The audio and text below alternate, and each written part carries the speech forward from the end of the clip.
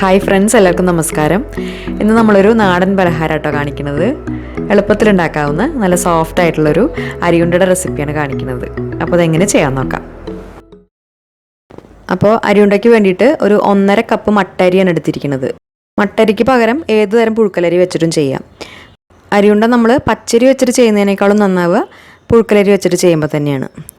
ഇനി ഈ അരി ഒരു 3-4 പ്രാവശ്യം നന്നായിട്ടൊന്ന് കഴുകിയെടുക്കണം. നന്നായിട്ട് കഴുകിയതിന് ശേഷം അതിലെ വെള്ളമൊക്കെ ഒന്ന് വാർന്നു പോയിട്ട് വേണം നമുക്കത് വറുത്തെടുക്കാൻ. അപ്പോൾ ഇതുപോലെ ഒരു സ്ട്രെയിനറിലോ അല്ലെങ്കിൽ ഒരു തുണിയിലോ ഫാൻ്റെ അടിയിൽ നമ്മളൊരു 10 മിനിറ്റ് വെക്കുകയാണെങ്കിൽ അരിയിലെ ആ വെള്ളമൊക്കെ വലിഞ്ഞിട്ട് അരി നന്നായിട്ട് ഡ്രൈ ആയി വരും. അതിന് ശേഷം നമുക്കത് വറുത്തെടുക്കാൻ വേണ്ടിയിട്ട് ഒരു പാനിലേക്ക് ഇട്ട് കൊടുക്കാം. അരി വറുക്കാൻ എപ്പോഴും മൺചട്ടിയോ അല്ലെങ്കിൽ ഇരുമ്പിൻ്റെ ചട്ടിയൊക്കെ എടുക്കുകയാണ് നോൺ സ്റ്റിക്ക് പാത്രം എടുക്കുന്നതിനേക്കാളും കൂടുതൽ നല്ലത്. എന്നിട്ട് അരി നന്നായിട്ടൊന്ന് ചൂടായി വരുന്നത് വരെ ഹൈ ഫ്ലെയിമിൽ വെച്ചിട്ട് തന്നെ വറുത്തെടുക്കാം. ഒരു 5 മിനിറ്റൊക്കെ ആകുമ്പോഴേക്കും അരി നന്നായിട്ട് ചൂടായിട്ട് ഓരോന്നിങ്ങനെ പൊട്ടാനായിട്ട് തുടങ്ങും. അപ്പോൾ നമുക്ക് ഫ്ലെയിം ഒന്ന് കുറച്ച് വയ്ക്കാം, മീഡിയം ഫ്ലെയിമിലേക്ക് മാറ്റാം. എന്നിട്ട് അതിലെ എല്ലാ അരിയും പൊട്ടി നല്ലൊരു ഗോൾഡൻ കളർ ആവുന്നവരെ വറുത്തെടുക്കുക. നല്ല ക്രിസ്പി ആയിട്ട് വരണം. ഇടയ്ക്ക് നമ്മളൊന്ന് എടുത്ത് കഴിച്ചു നോക്കിയാൽ മതി.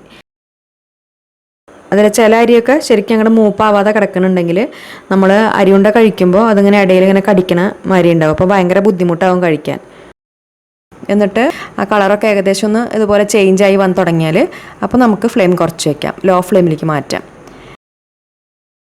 അപ്പോൾ എല്ലാം നന്നായി പൊട്ടി നല്ല ക്രിസ്പി ആവുന്നവരെ വറുത്തെടുക്കുക. ഇപ്പോൾ നമ്മുടെ അരി ഏകദേശം ആയിട്ടുണ്ട്. ഇതുപോലെ നല്ലൊരു കളറൊക്കെ ആയിട്ട് വന്നിട്ടുണ്ട്.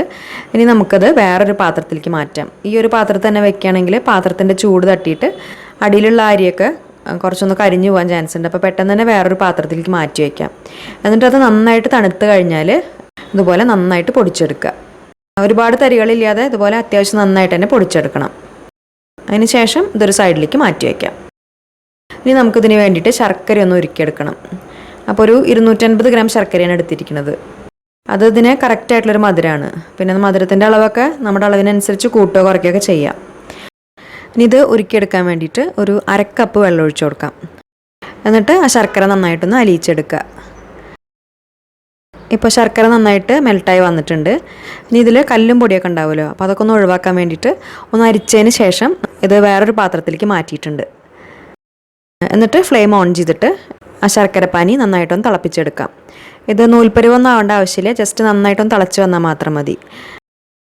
നന്നായിട്ട് ഇതുപോലെ തിളച്ച് കഴിഞ്ഞാൽ അതിലേക്ക് 1 കപ്പ് നാളികേരം ചേർത്ത് കൊടുക്കാം.